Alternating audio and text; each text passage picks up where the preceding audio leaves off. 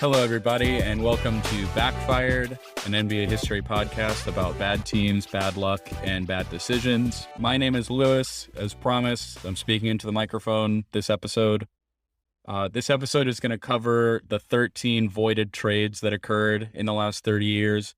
Almost every one of these is due to a failed physical, some are not. But there are some interesting stories here. It's a good walk down memory lane. A lot of people, when the Bol trade fell through, Bol going from Denver to Detroit earlier this year, I'm sure it was the first time that maybe some people remember that happening, but it has happened 13 times in the last 30 years. It's happened a lot to the Detroit Pistons. If you're a Pistons fan, you're aware of a lot of these, I'm sure, especially if you've been a fan since the 80s or the 90s.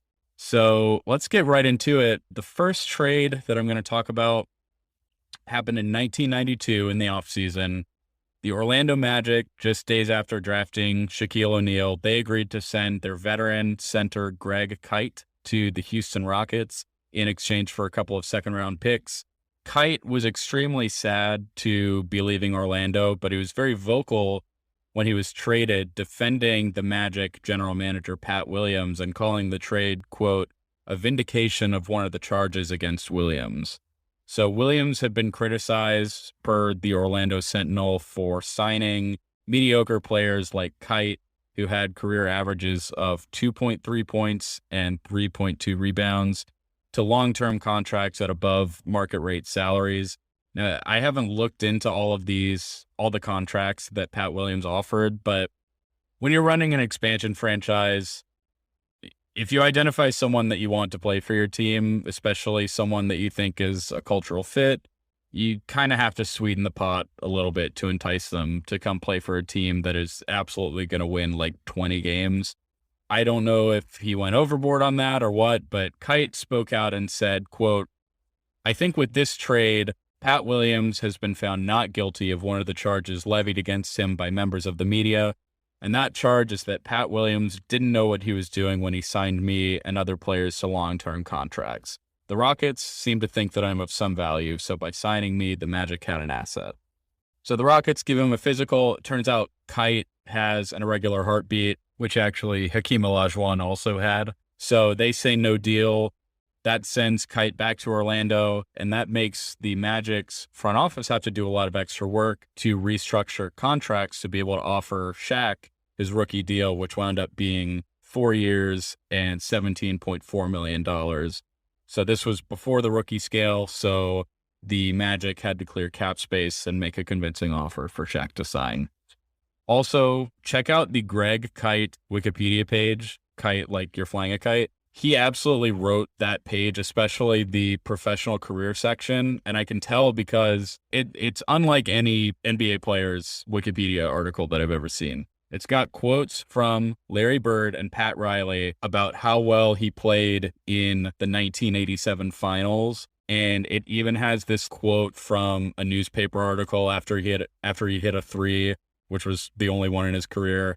And he's like, oh, I led the league in three-point shooting, and, I quit while I was ahead. And no other Wikipedia article has that, so check that out. Trade number 2 also involves the Houston Rockets. They agreed to send Robert Horry, Matt Bullard, and 2 second-rounders to Detroit for Sean Elliott around the trade deadline in 1994. The Pistons had traded for Elliott just before that season for, among other things, Dennis Rodman. But Elliott was coming off an all-star season. He hadn't played as well as Detroit had hoped, and they're a few years removed from winning, their 2 championships, but they're on the decline. This year, though, the Pistons are really, really bad. They finished 20-62, and the Detroit Free Press say about Elliott, he's soft. They grade him a D+ on the season. Elliott really just isn't playing up to the level that the Pistons were expecting. And I can tell from the newspaper articles that Elliott himself also thought that he was going to, at least score a bunch of points and definitely lead the team to a better season. But he wasn't happy in Detroit.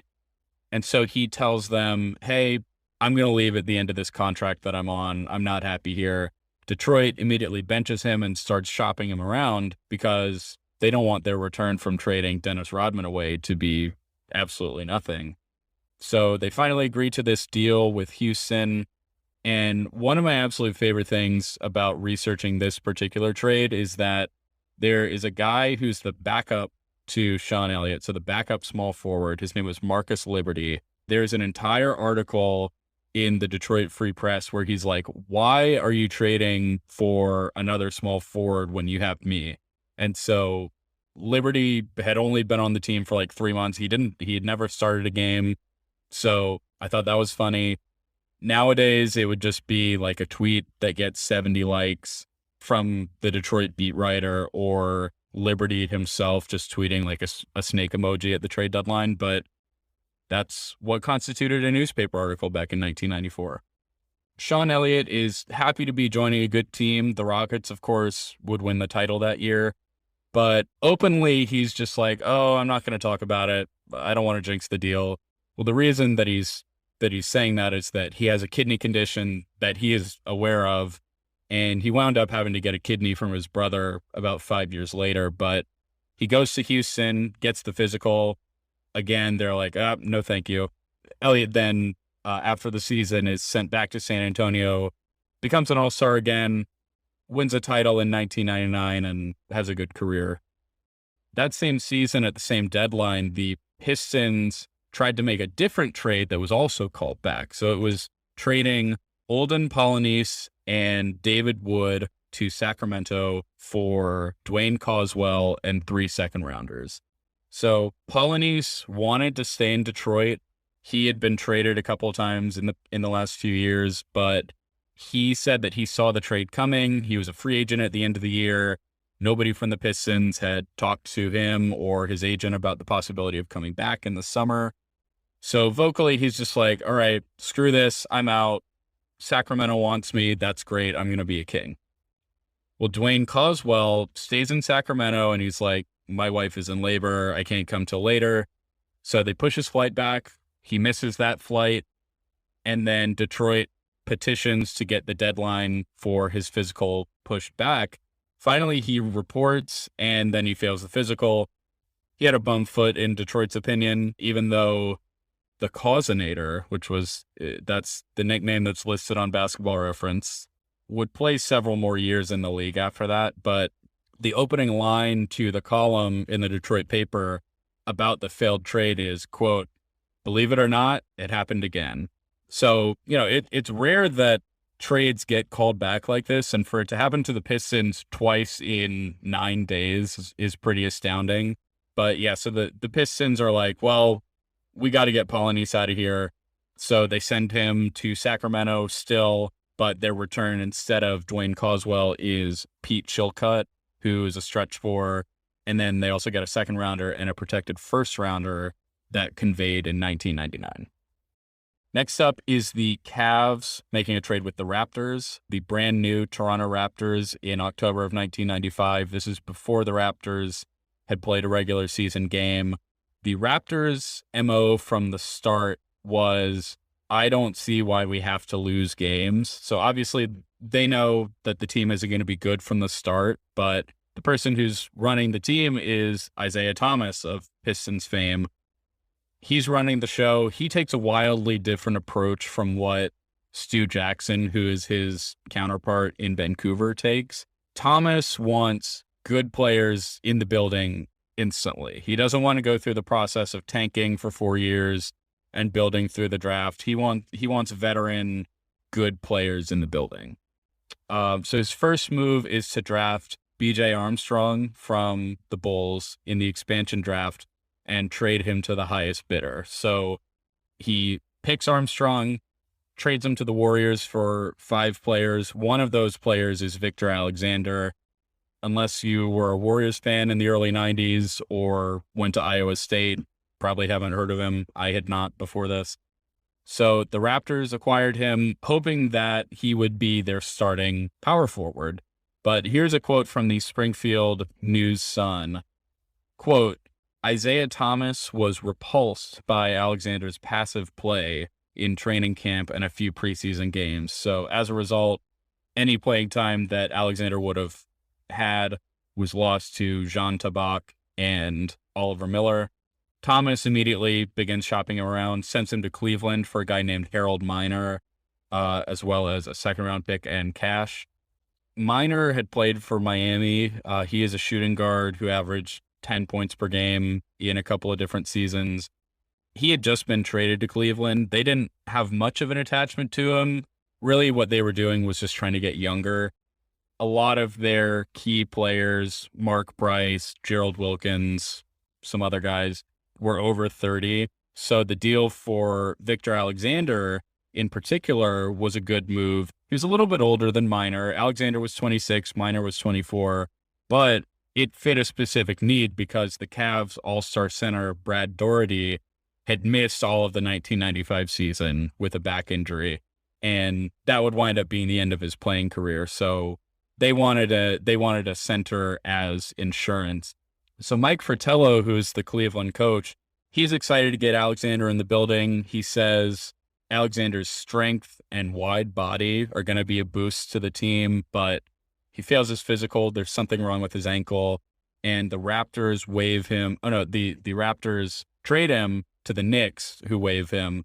But then the Raptors actually got Doug Christie back for this guy. So Alexander, from that point on, was pretty much out of the league. Next up, this is a pretty notable one. This involves a Hall of Famer, actually. The Boston Celtics attempted to make a trade with the Philadelphia 76ers that would send Dino Radja, a great Yugoslavian big man, to Philadelphia in exchange for Clarence Weatherspoon and Michael Cage. Radja had tried a couple of times to stay in America. He was drafted by the Celtics in 1989. He came to Boston, signed a contract, but a judge in Massachusetts ruled that this contract that he had signed back in Split, which is in now Croatia, that contract was binding and he would have to go back and play for that team that he had already signed for. So then he plays out a year for that team in Split. The Celtics pay that team, some buyout money to get him out of the contract early so that he can come over in 1990. Well, Radja then just signs with a club in Rome instead. So he'd been saying he wanted to go to Boston, privately was searching elsewhere in Europe, finally got a big contract in Rome. Makes sense. I like Boston. I'd probably pick Rome over Boston as well. Finally, he joins the Celtics in 1993, and he's putting up good numbers, but the Celtics in the mid-90s were extremely bad. Radja is not a good defender and doesn't really put in very much effort. He plays 4 years in Boston, and then in his final year, he misses a lot of time due to a left knee injury. So then that summer, who rolls into town? Rick Pitino, Slick Rick, fresh off of 8 seasons as the head coach at Kentucky. He honored his commitment to win a title at UK, high character guy. He won his title in 1996, almost won a second one in 97, lost to Arizona by 5. He was back in the NBA after coaching the Knicks a decade prior. His very first move after the draft is to get Radja out of there. So he gets Weatherspoon and Cage back. And Weatherspoon is I guess you could say, spiritual successor to Charles Barkley. He is another short, power forward, thick guy, good rebounder. Obviously not an all-time great like Charles Barkley, but he's a good player. The Sixers were, just like the Celtics, horrible in the mid-90s. He was putting up good numbers, although on a lottery team. Michael Cage, at this point, is pretty old, but they view him as a solid locker room presence. He's a good rebounder. So Pitino pulls the trigger, and the Boston Globe loves the move. The fans had kind of grown tired of the regime in place before Pitino. So Radja had 3 years left on his contract at a high number. Weatherspoon was going to be expiring after a year, so that's a good salary cap move. Rick Pitino, salary cap genius, love it. The 76ers had plans to flip Radja to Cleveland, and then the Celtics were actually going to take Weatherspoon's contract and send it to New Jersey.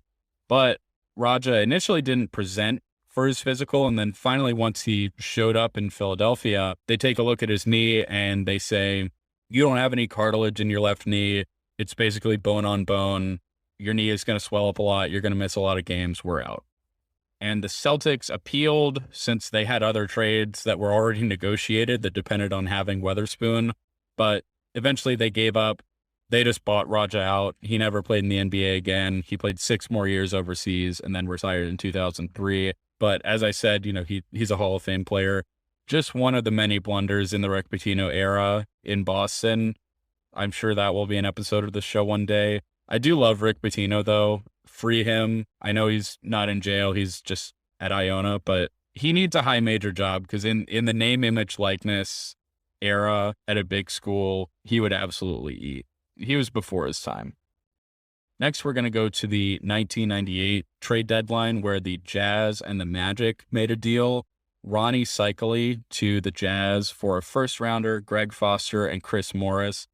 Cycli is a good Lebanese center. He played college ball at Syracuse, averaged a double-double for several years in Miami. He was actually the Miami Heat's first ever draft pick. And this is interesting. Ronnie Cycli, when Magic Johnson was diagnosed with HIV, he actually offered to play, like a public one-on-one game with Magic to show the world that HIV wasn't transmittable by touch. So I thought that was pretty cool, pretty high character.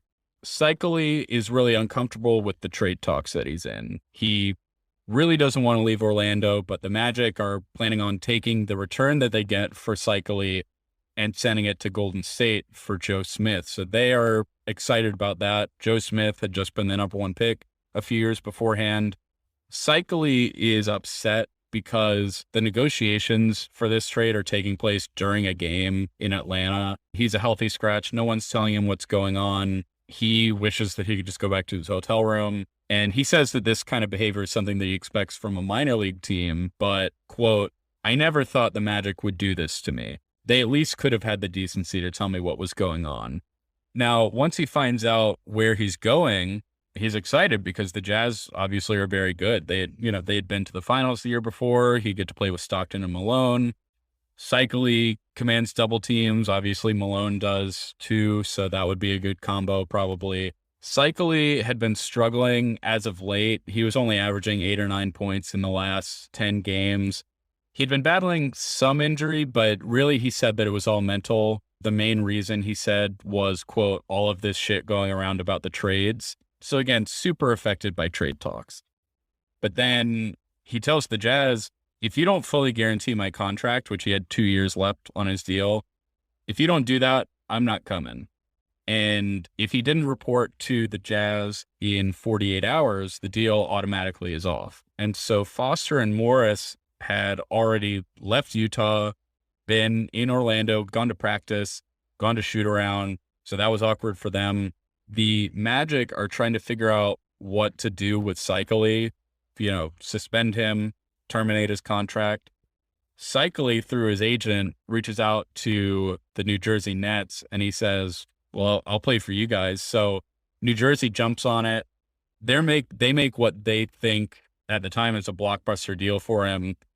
He immediately suffers a foot injury, only plays 18 games over 2 years in New Jersey, and then goes overseas and retires. He is now a DJ, and his music is not bad. Go check that out. If you're listening on Spotify, go listen to that after you listen to this, please. Please finish this first and then go listen to, I think his name is just Ronnie Cycli on there. So moving on, another Raptors trade that backfired, wink, in the distant future, the year 2000, Danny Fortson and a pick going to Toronto for Alvin Williams, Sean Marks, who's of course now the Nets GM, and some cash. Longtime Toronto Raptors point guard Alvin Williams sent to Boston. Marks really was just an end of the bench guy. So Toronto would get Fortson back. He's a tough power forward. Alvin Williams, per the Toronto newspaper, had been underachieving. He had been the starter the previous year in the wake of the Raptors trading away both Damon Stoudemire and Chauncey Billups, but eventually he lost the starting job. The Raptors were in their first season of being an actual playoff team, but with Williams not playing well, they were really just doing point guard by committee. They had Del Curry, Muggsy Bogues, some ball handling from Doug Christie and from Tracy McGrady, kind of to bridge the gap. Haywood Workman as well. Also, there's an article in the Toronto paper that says that the Raptors and the Bucks were arch rivals in an article about acquiring Haywood Workman from the Bucks. So I didn't know that they were arch rivals. That's kind of cool. So the Celtics check out Alvin Williams medicals. They say no thanks. The Raptors GM, Glenn Grunwald, he's like, okay, Alvin has some minor knee issues. They had gotten him from Portland a few years before, and he had had surgery at that time, but it hasn't kept him off the court. He hasn't missed a game for it. So still, Boston doesn't like it. They move on. They deal Fortson after the season instead. And Alvin Williams actually just stays in Toronto for 5 more years. Clearly, he wasn't that insulted and he was fine physically. And then he actually regained the starting spot later. And in their playoff run in 2001, he was their starting point guard. And they took the MVP, Allen Iverson, to 7 games in the second round. So that's pretty impressive, I think. The Kings and the Cavaliers made a trade with each other in 2002, exchanging Mateen Cleaves for Jermaine Jones. Cleaves would have gone to Cleveland, or Cleveland, I guess. He had gone to Michigan State. He was the most outstanding player of the Final Four in 2000 when Michigan State won their championship. He was drafted by Detroit. He played there for a year. He was traded to Sacramento, and he didn't play much. He was behind Mike Bibby, obviously very good, so he didn't get much playing time.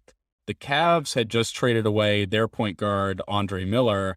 They are hoping that Cleaves will, play some role on their young Cavaliers team. They had just drafted DeJuan Wagner out of Memphis and Carlos Boozer out of Duke. So young team. Cleaves felt that it was a really good situation for him. The Cavs were giving up Jermaine Jones. They didn't think that he was worth what they were paying for him, especially with Boozer coming in. They were both power forwards. But then Cleaves, it was discovered, had a foot issue of some sort. The Cavs nixed the deal.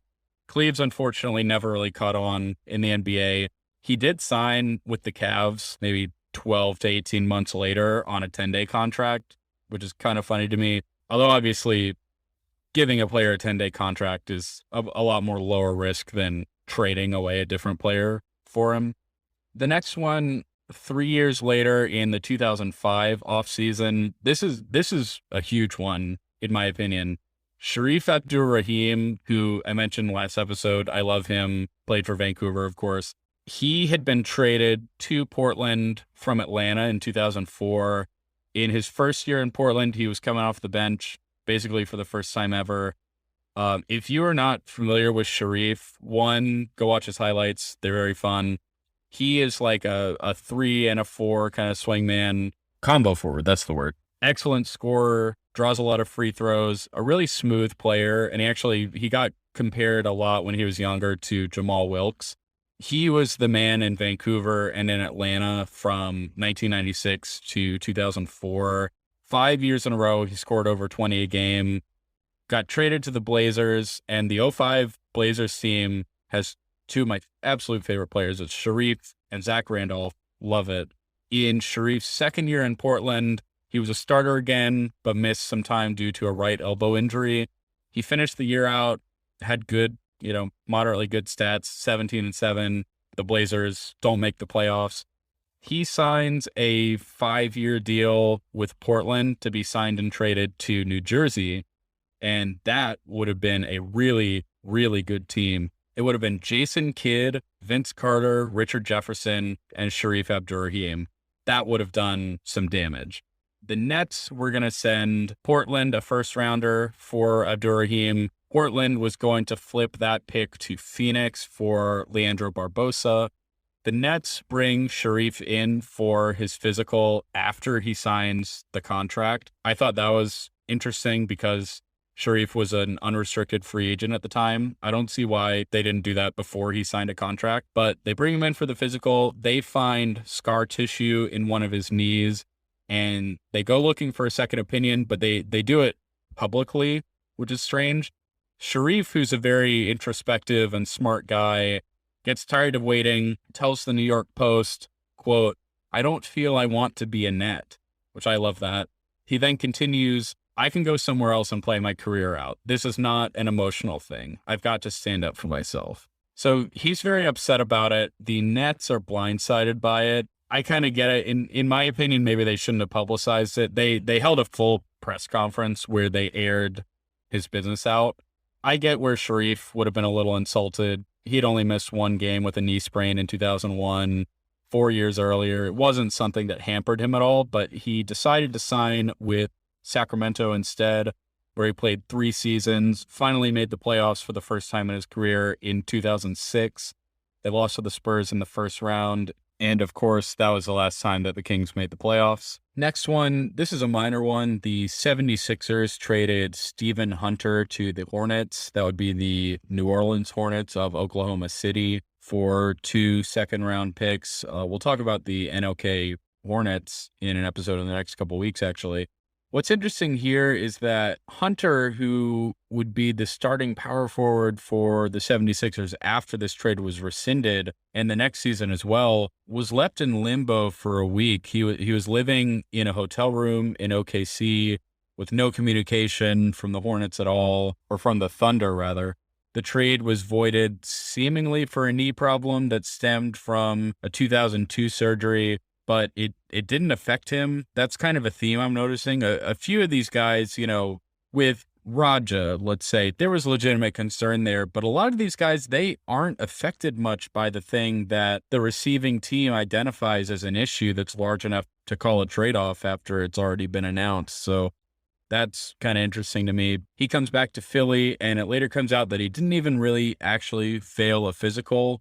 No one ever confirms what the actual reason is that the trade is called off. Both teams just cite a confidentiality clause from the CBA instead of disclosing. So that one, even to this day, remains a mystery. So then again, 3 years later in 2009, the New Orleans Hornets are involved in another voided trade, this time trading Tyson Chandler back to their temporary home of Oklahoma City, where the Supersonics had just been relocated. Former number 1 overall pick Joe Smith would be sent to New Orleans, and this guy bounced around a ton. It was Smith, Chris Wilcox, and some draft rights. Tyson Chandler was in and out of the lineup, and the Hornets were paying Peja Stojakovic a ton of money. He was still an effective shooter, but he was paid $12.5 million and still had, by my estimation, about $28 million left on his deal. Chandler had 2 years left himself, and the Hornets were in financial trouble, so they had to save money even if it made them a worse basketball team. And that mindset eventually lost them Chris Paul in the long run. Smith and Wilcox would be the big men to play alongside Paul and David West as the Hornets tried to build off of last year's playoff run, 2008, where they made the second round. They won 56 games that year. Well, Chandler failed his physical, not because of his asthma or the ankle injury that had been plaguing him during that season, but a case of turf toe. The Thunder's doctors said that the risk of re-injury was too great and called it off. So the Hornets kept Chandler for the year. He barely played it in the playoffs or for the rest of the regular season. And then they traded him to their other former home, Charlotte, for Emeka Okafor in the offseason. But while I was researching, I found a Reddit post that was extremely interesting, and it brings up a really, really good point. So thank you to Reddit user RIPGrantland, one for having a username that I don't have to bleep out. But the OP mentions that the ramifications on OKC voiding this trade are pretty massive. So you look at, if you're not familiar, if you haven't seen prime Tyson Chandler, if you look at his stats, you think, well, maybe he doesn't look like he's much of a rim protector, not really an offensive threat. His highest scoring average to the point of that failed trade was 11.8 points per game. But he's an outstanding defender, and a few years later, he was the defensive anchor on the Dallas Mavericks when they won the championship in 2011. He was the defensive player of the year in 2012. Extremely valuable on defense, especially, but a really good player overall. If OKC had accepted him, they could have had him as their starting center in 2011, possibly still had Jeff Green instead of trading him for Kendrick Perkins, or as OP mentions, instead of trading Jeff Green for Kendrick Perkins, they could have traded him for somebody else that fit a different need. The Thunder's starting lineup could have been Russell Westbrook, Pablo Cephalosha, Kevin Durant, Serge Ibaka, and Tyson Chandler, with James Harden coming off of the bench. That's crazy. OKC lost in the Western Conference Finals to Dallas in 2011, but if Chandler had been on OKC instead of Dallas, you're looking at the possibility of OKC making the finals in 2011 and 2012, winning the title one or both of those years. It's not crazy to say that. That young Oklahoma City team with a better defense is ridiculous to think about. Obviously, who knows? Maybe they could have traded Harden or traded Westbrook somewhere for whatever reason. Somebody could have gotten hurt, but that is a crazy what if to think about, as if that team wasn't already a huge what if as it is. These last two, people probably remember since they happened kind of in the recent Twitter era. The first one, Donatas Motiejunas, who's a promising power forward prospect who had one pretty good year in Houston. He played for the Rockets for 4 seasons and was the starter for most of the regular season in 2015. So he gets traded in 2016 to the Pistons in a 3-way deal. He had a season-ending back injury and surgery in March of 2015, was able to come back after 9 months, but the Pistons checked him out. They didn't like what they saw. That allowed the Pistons to keep the first rounder that they were sending to the Rockets. If I trace it back correctly, that is the Henry Ellenson pick. Daryl Morey, of course, loved having first-round picks, so he could trade them away for stars. You got to think that pick was going to be a part of some scheme, but the Rockets keep Motiejunas instead. Later in the summer of 2016, or really this actually extended into the season, the 2016 to 17 season, he has this long contract dispute that stems from his restricted free agency, where he did not sign with anybody in the summer, finally signed an offer sheet with the Nets in December. The Rockets match it, but somehow they only match the principal of the offer sheet and not the entire deal. I didn't know teams could do that. Motiejunas' agent tells him, don't report, as a leverage play. Finally, they negotiate some non-guarantees into the contract to get up to what the Nets were offering. Then he fails another physical, and the Rockets renounce his rights. He then signs with the New Orleans Pelicans. They play him, but then unexpectedly get the chance to trade for DeMarcus Cousins, which you do every time. So then Motiejunas just really doesn't get any playing time. That winds up being the end of his time in the NBA, outside of 3 games that he played for the Spurs a couple of years later. And then last but not least, which I talked about this at the top, this was 4 months ago, Bol Bol, everyone's favorite, really tall meme guy. He gets traded to, again, the Pistons. The Pistons are super unlucky when it comes to these trades getting voided. That's like 4 out of the 13 trades involve the Pistons in some way. The Pistons send Rodney Magruder to Denver for Bol Bol. Bol had foot surgery when he was at the University of Oregon. That is what caused him, if you remember, to fall into the second round. He was actually invited to the green room and was mocked as a mid-first round pick, but then he fell to 44th. He was on the Nuggets, barely played. He played 53 games for the Nuggets over 3 years. Surprise, when you have an MVP center, your raw center prospect doesn't really get very much playing time. They ship him to Detroit so that he has more room to grow. Detroit says no thanks, so they send him to Boston. Boston waives him. He's now on the Magic, but he didn't play for them at all this year. They have Mo Bamba and Wendell Carter Jr., probably also not a really good place for him to get playing time. They've got better bigs ahead of him in the rotation, but, he's not very good. I would imagine he's not going to get too many more opportunities. He was a tantalizing prospect, but with him being that tall and having, recurring foot problems, that is not good for him. Yeah, there you have it. Those are the 13 voided trades of the last 30 years or so. I hope you learned something and found that interesting. Next episode, we will talk about something different. That's the way the show works. Thank you guys very much for listening. Please follow the show on TikTok and on Twitter at Backfired NBA Pod, and talk to you soon. Have a good one.